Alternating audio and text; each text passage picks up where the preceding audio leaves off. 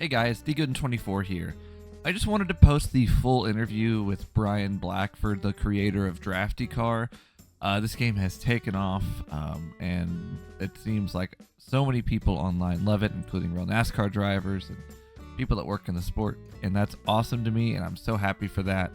But I wanted to go ahead and post the full video, and if you found it interesting to see what he thinks of Drafty Car, Nasty Car, and the future of him and the game and other games going forward, that'd be for you. So I appreciate you watching. I'll put his Twitter link down below if you want to go follow him, because he's posting updates all the time.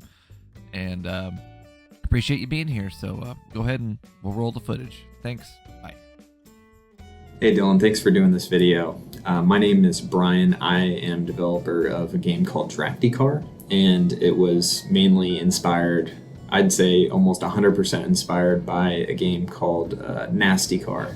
Back in the day, it was a flash game for your browser. I believe I stumbled across it in the late 2000s, maybe early 2010s. I'm not sure exactly, but it became legendary amongst our group of friends. We'd play that thing for hours and just laugh about it because there was really nothing else like it. And you know, since people have taken that concept and made, I know Backstretch Battles is popular. There's a couple other Roblox games I think that maybe are inspired by that concept, but essentially the concept is just taking the mechanic of drafting. Drafting in stock cars is quite powerful. They're big boxy machines that create a big hole in the air. So the car behind ultimately doesn't have to use as much power to go the same speed, and they can use that reserve power to potentially overtake a car that is not does not have a car positioned directly in front of them. So taking that basic mechanic, obviously there's a ton of complexity outside of that, but taking that basic mechanic, removing the turns, removing the need to press the throttle, and then just letting it naturally play out. And I've been working on Drafty Car, the concept of Drafty Car, for almost 2 years now, or a year and a half. And I've discovered quite a lot of nice little tricks to make it pretty exciting. But essentially, all right, let me think about this. So Drafty Car is different from Nasty Car because you're actually able to press your brake pedal, so you can essentially back up to the cars behind you to generate a run on the cars in front of you. So that's a big change in mechanics. Also, you have a look back button, so you can kind of see more in Drafty Car because there is so much more chaos. Things happen more quickly in Drafty Car comparatively, so you have to have that option to look back. So the other big thing is there is the option for a chase view. So there is the top-down traditional Nasty Car view, but there's also an option for a chase view, and your look back button is going to change depending on what view your default view is. I personally like the chase view because you can just kind of see what the runs are doing far up ahead of you, and I need to kind of see that in order to make the best possible decision. Some people prefer the top-down view, the OG regular, Nasty Car view. So I gave those two options, but I essentially started developing in 2020. I actually was able to reconnect with Landon Castle, good friend of mine who is actually sorry, start over. Somebody walked by. So in 2020, during the pandemic, I was actually able to reconnect with Landon Castle. I had known him kind of just a little bit through TeamSpeak, just our group of friends who would play iRacing together. I didn't know him very well, but connected with him, and he's great friends with Parker Kligerman, and spent a lot of time on Discord with those guys during the pandemic to help ease the pain of that. And essentially, Parker one night was loading up Unity in order to try to create his own racing game, and I was so impressed by that, just like willingness to step into something that is beyond your comfort level. And he had made something really cool within a matter of like a day or two. I don't think he spent much time on it at all, honestly, maybe like an hour or so, and he had something pretty cool, just using the basic options with Unity. So I saw his screen recording or screen share on Discord, and I was like, man, I'll build you a track. I knew a little bit about Blender starting in like 2018. I knew how to like do a little bit of modeling here and there, but nothing like crazy. So I fired up Blender, made a track for him, and he was just like, dude, this is awesome. This is cool. This looks like Slinger. I think Landon mentioned it. It's like, oh man, this looks like Slinger. So made some cool tracks, had a grand vision for a multiplayer racing game, which I ultimately released Speedway Ringer, which you've covered on your channel a little bit. But yeah, that didn't turn out so great because of mainly because the netcode, I think, was the biggest problem there. Couldn't have collisions turned on for that specific game.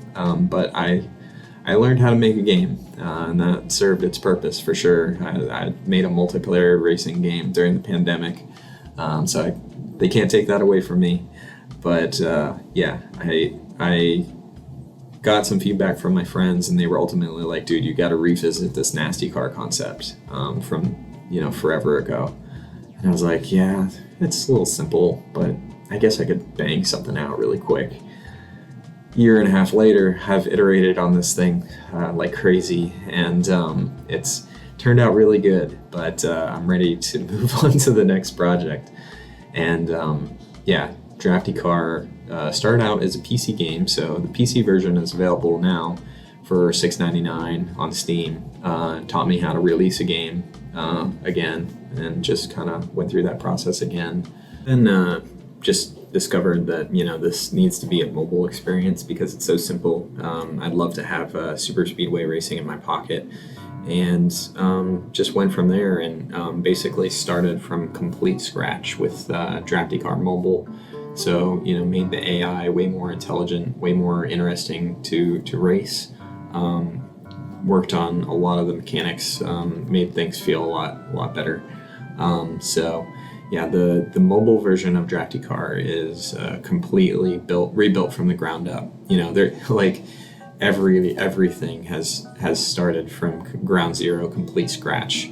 I think the only thing I reused was the first rookie like car model, but all the other models are different.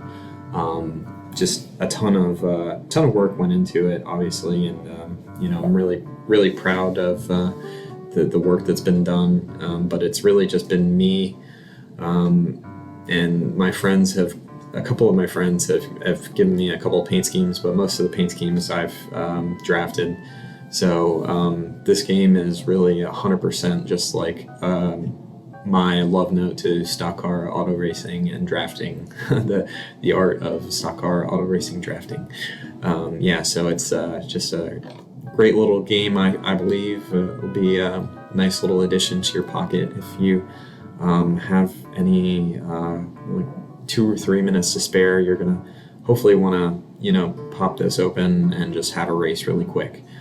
Not trying to set the world on fire with the next latest and greatest Roblox game. I know those are really popular. And iRacing is obviously going to be like the ultimate sim racing experience. So hopefully this is just something that can live in your pocket, that can just be fun, easy to pick up, and you just literally race. You can race in like 30 seconds. Set up a race against 42 opponents, and just have a great little experience. But there is also with Drafty Car for mobile, there is a career mode. So you'll start out with, a note from your dad saying that he's retiring from driving, that the tools, the garage, his race car is yours, and you're gonna try to make your way financially to the top rung on the ladder. So you'll start out in the rookie series, only approved for the rookie series, with a small amount of money, but you're gonna have to manage your finances. There is damage repairs. There's extended repairs where a car could be disabled for multiple weeks. There's the ability to tweak your downforce levels, which can it makes your top end speed great, but can also make your car a little bit unstable if you get a hit too hard from behind or whatnot. So there's also just the ability to change tires. If you don't change tires frequently enough, your car is going to feel maybe a little bit sluggish, and ultimately you'll blow a tire. You'll have to tune your engines in order to not blow your engines. Just managing all that costs money. So managing when you do that, how you do that. You even have a horsepower slider, so you can have more horsepower, but ultimately that engine is going to wear and tear faster than something that's more reliable. So your maintenance schedules are going to have to be, depending on how much money you have, how ultimately, how hard you're trying to push for maybe a season championship, or maybe you're just running part-time in a series. But there's a truck series, a Grand National series, and a Pro Cup series that you're ultimately aspiring to join. And it's very analogous to the experience that you'll have in real life with trying to manage a real life team. It's really based around everything costing money, and there being an enormous amount of expenses that you'll incur, and some untimely huge expenses when you crash a car really badly. And then eventually, you'll build up that money, build up your skill. It does take skill. It takes a little bit of time to get used to the controls and learn the draft, and ultimately, win races. So you won't start off, necessarily winning every week, but there is an upgrade system, so you can make your car faster. You can make it more aerodynamic. You can upgrade your engines, so your engines are gonna, impact your car more so 100% of the time. Your aerodynamics will impact your car mainly when it's out front.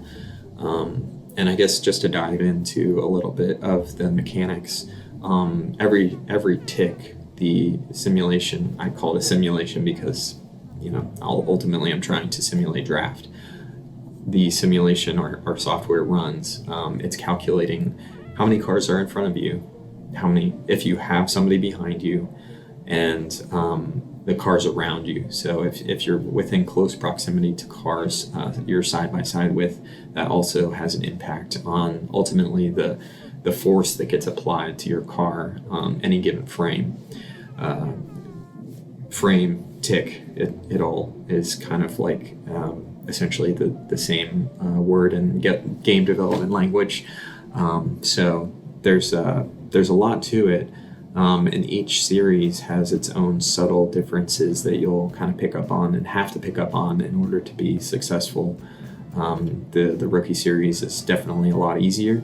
It's not like you'll win every race by any means, but the Pro Cup series is pretty hard. So make sure to keep the game updated, because I'm not sure if it's too hard, because I've only play tested with a handful of people, and a lot of them are really good and knowledgeable about drafting and whatnot. So they're able to have a good time, but I might have to dial back the difficulty level a little bit, just because I want people to be able to advance beyond the rookie levels.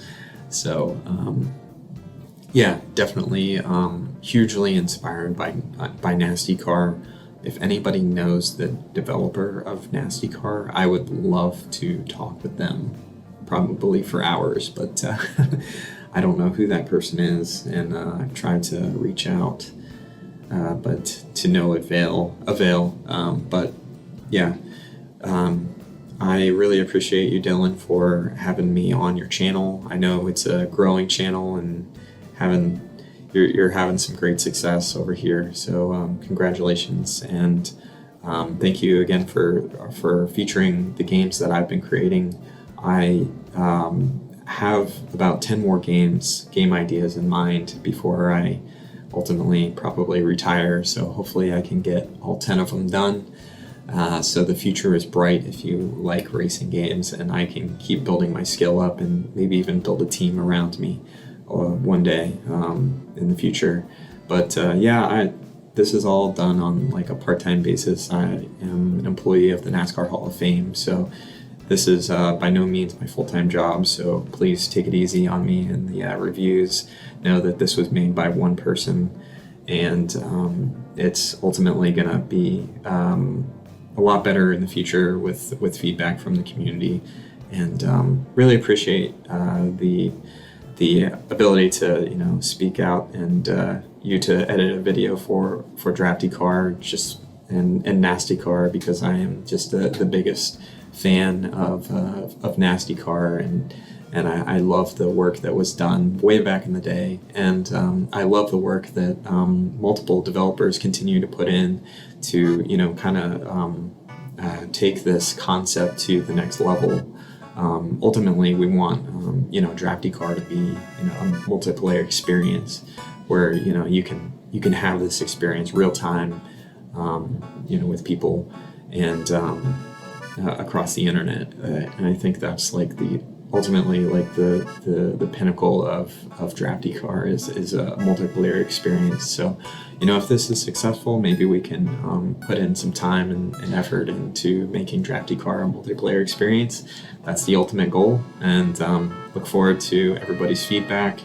And thanks again, Dylan, for having me on the channel. Let me do that again.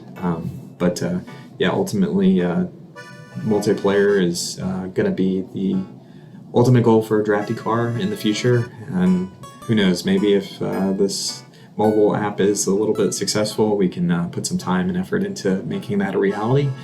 But in the meantime, I'll just keep plugging away. And again, thank you, Dylan, for having me on the channel and having me talk a little Nasty Car. Appreciate it. Have a good one.